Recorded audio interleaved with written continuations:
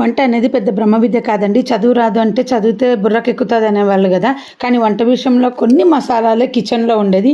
ఆ కొన్ని మసాలాలే తిప్పి తిప్పి తిప్పి తిప్పి వాడడము నాకే విసుగు వస్తుంటుంది. ఇన్ని రకాల వంటలు చేస్తే మా పాపకు చెప్తుంటా, అవే ధనియాలు, అవే జీలకర్ర, అవే నువ్వులు, అవే శనగపప్పు, అవే మినపప్పు, ఒక లిమిట్ వరకే కొన్ని మసాలాలు మన ఇండియాలో వాడేది. అవే తిప్పి తిప్పి తిప్పి తిప్పి మార్చడం. మీకు ఏమి రాదనుకోండి, రకరకాల పొళ్ళు పెట్టుకోండి, కరివేపాకు పొడి, అన్ని పొళ్ళు ఒక్కొక్క రోజు ఒక్కొక్క వెజిటబుల్కి ఒక్కొక్క పొడి రాలిపోయండి, అయిపోయి అదే కర్రీ మసాలా అయిపోతుంది. ఎన్ని రకాల పొళ్ళు ఉన్నాయండి మన ఇండియాలో.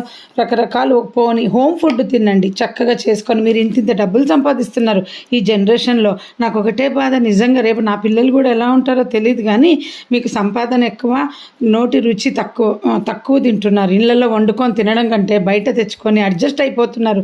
అవి రుచిగా ఉన్నాయని తినడం కాదు, నోటికి రుచి అనేది ఒకప్పుడు హోటల్, ఇప్పుడు